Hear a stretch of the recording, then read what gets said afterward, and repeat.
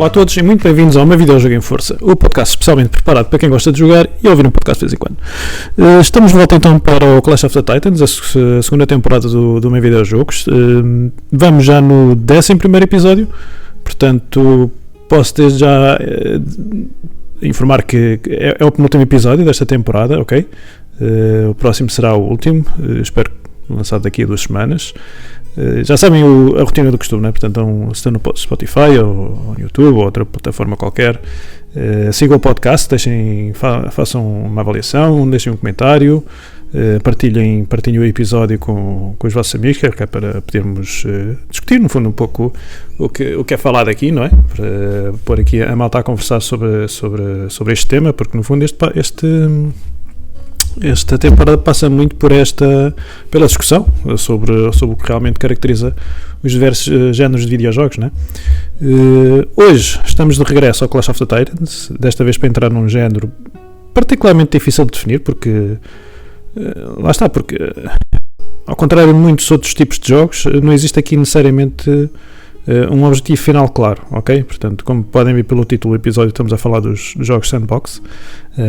Não existe, portanto, aqui uma linha reta até aos créditos, não é? Como costumamos a ver com os outros jogos. Não existe um caminho obrigatório, não é? Aqui estes jogos são o mais importante, não é aquilo que o jogo nos diz para fazer, basicamente é aquilo que decidimos fazer dentro dele, não é? Portanto, o sandbox. E isto, no fundo, muda completamente a relação entre o jogador e o videojogo e a forma como nós temos estado a abordar esta temporada do Clash of the Titans. Porquê? Porque num sandbox, não é? O jogador deixa de ser apenas alguém que segue um percurso desenhado por outros, passa a ser também o criador e o construtor ou o organizador, e que muitas vezes serve como o próprio contador da sua própria história, não é? Para esta batalha escolhemos 3 séries muito representativas que apresentam 3 interpretações bastante diferentes desta ideia de liberdade, não é? Temos primeiro o Minecraft, que tem uma criatividade quase infinita, todos nós sabemos, não é?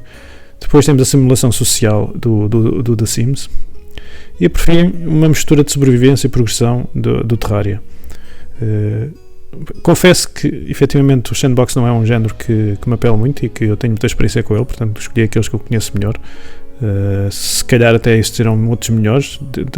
Deixar aqui o repto para no fundo comentarem e apresentarem os vossos argumentos, não é? Se calhar outras séries que seriam mais emblemáticas ou mais contributivas para esta discussão, não é? Da caracterização do género e o que é que cada uma consegue trazer para a mesa. Mas lá está, neste episódio a pergunta que vai acompanhar é especialmente interessante porque toca diretamente no coração do género em si, que é que no fundo torna um sandbox tão envolvente para os jogadores e porque é que isso traduz numa atração grande por parte dos jogadores, não é? Será a liberdade, será a criatividade, será os sistemas que estão contemplados, talvez a capacidade de transformar pequenas ações em histórias mais pessoais. Portanto, há aqui várias hipóteses, vários caminhos, vários percursos que podemos tentar analisar, não é? Mas temos primeiro, no fundo, também olhar um pouco para o género do sandbox. Os sandbox, no fundo, ocupam um espaço muito particular dentro da indústria, não é? Porque funcionam quase como ferramentas de expressão, não é? Em muitos géneros, os jogadores adaptam-se às regras e aos objetivos definidos pelo jogo. Aqui acontece muitas vezes ao contrário, o jogo é que se vai adaptar à forma como o jogador quer o jogar. E isso cria experiências extremamente pessoais. Porque 2 pessoas podem jogar exatamente o mesmo sandbox durante dezenas ou centenas de horas e sair de lá com histórias completamente diferentes. Um jogador pode-se, por exemplo, focar em construir, outro jogador pode-se focar na exploração, outro em otimizar os sistemas, ou mesmo simplesmente para relaxar e passar tempo dentro daquele mundo, não é? E talvez seja precisamente essa flexibilidade que explica o sucesso deste género dentro da comunidade, não é? Ao longo dos anos. Porque o sandbox consegue oferecer algo raro, que é um espaço onde o jogador sente verdadeiro controle sobre a sua experiência, que portanto não é só uma personagem, ela é o próprio jogo por vezes, não é? posto isto, vamos falar sobre então Minecraft, não é? Portanto, Minecraft acho que é conhecido por toda a gente, não é? Acho que é impossível não falar de Minecraft quando falamos em sandbox. Não só em sandbox, é mesmo nos videojogos, nos tempos contemporâneos, Minecraft é uma referência. É mais que um jogo, no fundo torna-se quase como uma plataforma criativa, um fenómeno cultural que ultrapassou largamente o espaço dos videojogos, o espaço tradicional dos videojogos. E aquilo que torna o Minecraft tão fascinante é precisamente a simplicidade da sua base, não é? À primeira vista, parece para nós tudo extremamente rudimentar. Os blocos são blocos muito básicos, formas simples, animações são super minimalistas, não é? Mas é precisamente esta simplicidade que abre espaço para a criatividade do próprio jogador. O jogo dá-nos as ferramentas básicas e depois deixa-nos decidir o que é que fazer com elas. Eu lembro dos meus miúdos, por exemplo, eles fazem muito a cena da construção de pequenas casas ou de cidades. Podemos explorar cavernas durante horas, que eu também já os vi fazer isso. E podemos até mesmo criar sistemas automáticos extremamente complexos, ou mesmo simplesmente sobreviver e apreciar o ambiente. E é essa ausência de imposição que é uma das maiores forças da série, porque o Minecraft raramente nos diz qual é a forma certa de jogar. Em vez disso, ele cria um espaço onde existem diferentes estilos de jogos e que efetivamente conseguem coexistir naturalmente. Mas o mais interessante em Minecraft é que a criatividade não funciona apenas como complemento à experiência, ela é a própria experiência. Mesmo os jogadores que normalmente procuram objetivos claros, por encontrar motivação na construção, na experimentação e na transformação do mundo, eles conseguem encontrar essas experiências aqui no Minecraft. E isso cria uma ligação muito diferente com o progresso standard ou o progresso normal dos videojogos. Nos outros jogos, o progredir significa desbloquear novas áreas, ou novas habilidades, ou novos equipamentos, não é? Mas em Minecraft, muitas vezes o progresso é algo que o próprio jogador define. Pode ser, não sei, terminar uma construção enorme, digamos, idealizada, ou criar uma base diferente, ou explorar determinadas zonas que nunca explorámos, ou no fundo simplesmente sobreviver mais um bocadinho. E essa liberdade faz com que o jogo se torne quase temporal. Mas lá está, se o Minecraft representa a criatividade e a construção física, o The Sims pega no conceito de sandbox e leva-o para uma direção completamente diferente.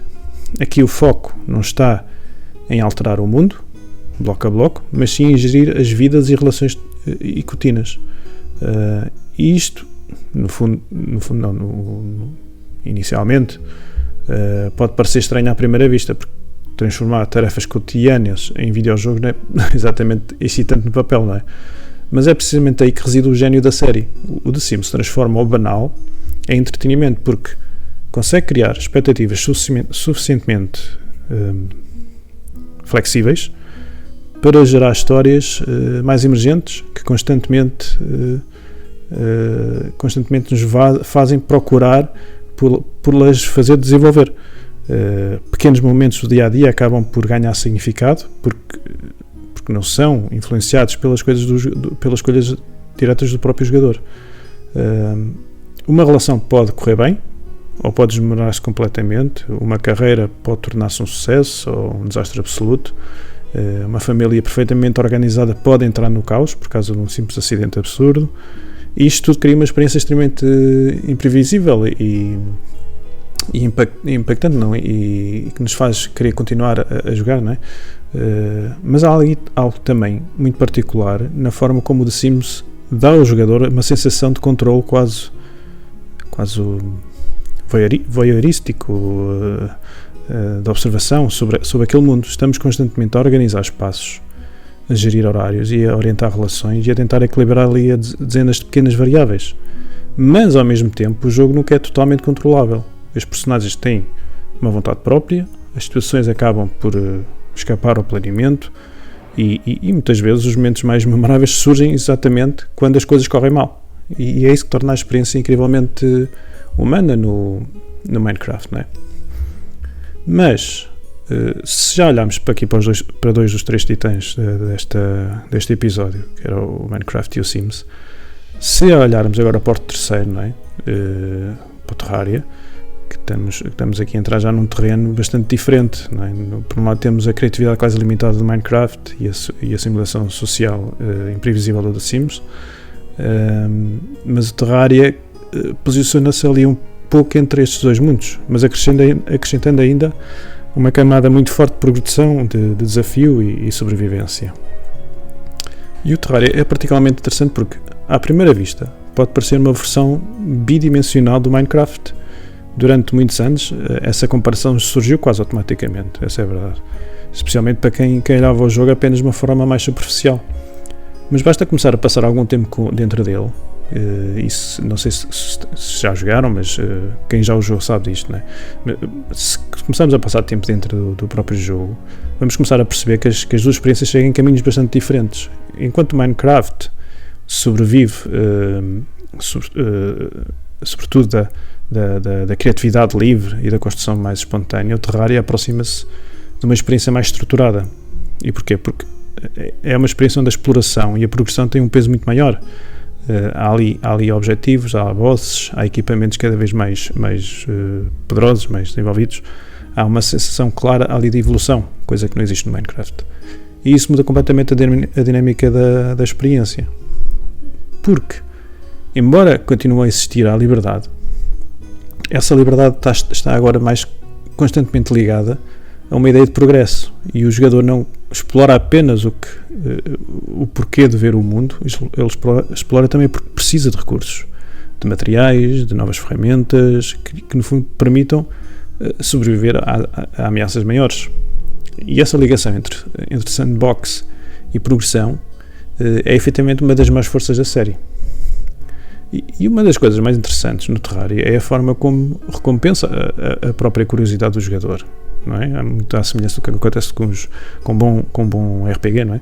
O mundo está cheio de segredos, de biomas diferentes, inimigos específicos, materiais raros, e isso cria uma sensação constantemente de descoberta. Há sempre, no fundo, algo novo para encontrar, talvez uma caverna mais profunda, um item mais raro, um novo tipo de inimigo, um evento inesperado, e isso faz que a exploração tenha um peso muito mais mecânico do que em outros sandboxes. Porquê? Porque não estamos a explorar apenas pela experiência em si, não é? Exploramos porque o jogo nos incentiva diretamente a fazê-lo. E isso cria um ritmo muito próprio dentro do próprio jogo, não é? Onde os momentos de construção conseguem alternar constantemente com momentos de combate e de progressão. E eu acho que efetivamente isto é um dos aspectos e que nos leva também a avaliar o equilíbrio que existe entre a liberdade e a estrutura, que é possivelmente aquilo que torna o Terraria tão especial. É porque ele precisamente consegue encontrar um equilíbrio que consegue criar uma ligação entre a liberdade e a própria direção, não é? Porquê? Porque muitos jogos sandbox enfrentam um problema curioso, que é, eles oferecem demasiada liberdade e acabam por deixar alguns jogadores sem rumo. E nem toda a gente gosta de criar os seus próprios objetivos constantemente, essa é a verdade. Algumas pessoas precisam de uma sensação mais clara de progressão para se conseguirem manter envolvidas. Pronto, lá está, faz parte de cada um de nós, né? E o Terraria percebe isso bastante bem. O jogo dá liberdade suficiente para o jogador experimentar, para construir e explorar ao seu ritmo, mas também mantém uma estrutura de progressão muito sólida que lhe dá contexto e uma motivação à experiência. E isso, no fundo, torna-o incrivelmente eficiente. Há sempre ali uma sensação de que existe mais um objetivo logo ali à frente, mais um upgrade, mais uma zona para explorar, mais um desafio para ultrapassar. E pronto, neste ponto do episódio, eu começo, ao preparar o episódio, comecei-me a perceber que existem aqui três interpretações de liberdade bastante interessantes. E que efetivamente que estas três séries estão na prática a interpretar a ideia de liberdade de uma forma completamente diferente. E indo por pontos agora, por exemplo, o Minecraft vê a liberdade como criatividade pura, onde o jogador recebe ferramentas e espaço para construir praticamente aquilo basicamente quer ao ritmo que quiser. Já o Sims interpreta a liberdade através da simulação social em si, permite ao jogador manipular relações, vidas e rotinas dentro de um sistema de sistemas altamente imprevisíveis. E o Terraria consegue misturar ali a liberdade com a progressão, criando uma experiência onde explorar em si e o sobreviver e o evoluir estão constantemente ligados. Agora, nenhuma destas abordagens é necessariamente melhor que as outras, porque cada uma corresponde a desejos diferentes por parte dos jogadores. Há jogadores que querem criar, há outros jogadores que querem controlar sistemas sociais, há outros que gostam de ter uma experiência mais orientada, de conseguir sobreviver dentro de um determinado mundo, de crescer nesse determinado mundo. O que me leva, no fundo, também a levar a outra questão, que é qual é que é o papel da criatividade em si, não é? Que também é uma questão importante na definição dos jogos sandbox, porque também ajuda a formular a comparação, não é, que estamos a fazer aqui, no fundo entender, perceber o que é que entendemos realmente por criatividade nos videojogos. Lá está, a criatividade não significa apenas construir edifícios enormes ou criar estruturas visualmente impressionantes. No Minecraft a criatividade é construção literal, não é? No Sims a criatividade surge na forma como organizamos a vida e as relações e as histórias que estão envolventes. E no Terraria a criatividade manifesta-se através da adaptação, da exploração e da forma como utilizamos os recursos disponíveis para ultrapassar certos desafios. E isto no fundo mostra o quê? Mostra que como os sandbox conseguem oferecer experiências tão diferentes de expressão ao jogador, porque nem toda a criatividade é visual, por vezes é estratégica, como acontece por exemplo no Terraria, por vezes é narrativa, como acontece no Sims, e às vezes surge simplesmente de forma construtiva, ok? Agora, há aqui outro elemento também bastante importante, que é o próprio conforto que cada uma das séries nos dá. Porquê? Porque os sandbox são muitas vezes jogos onde os jogadores passam centenas de horas, não é? Não porque exista um objetivo urgente para cumprir, mas porque simplesmente gostam de estar naquele mundo, de relaxar, de estar ali uns minutos e sabem que podem voltar mais tarde e não têm grande compromisso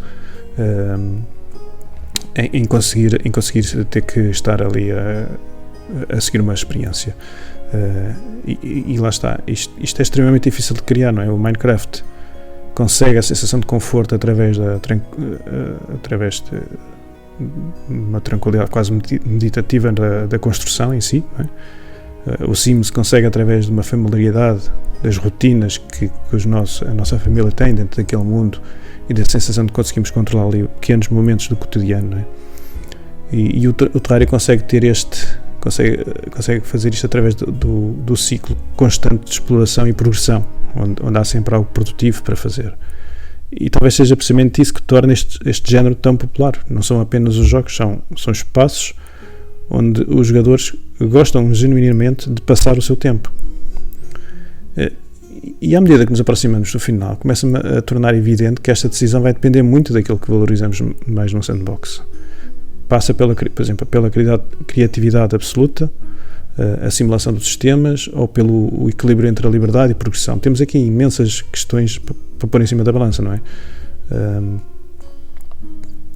Mas aquilo que se torna mais evidente é que os sandbox talvez sejam um dos géneros mais pessoais de toda a indústria dos videojogos, porque, ao contrário das experiências mais lineares, onde o jogador segue o percurso relativamente bem definido, não é?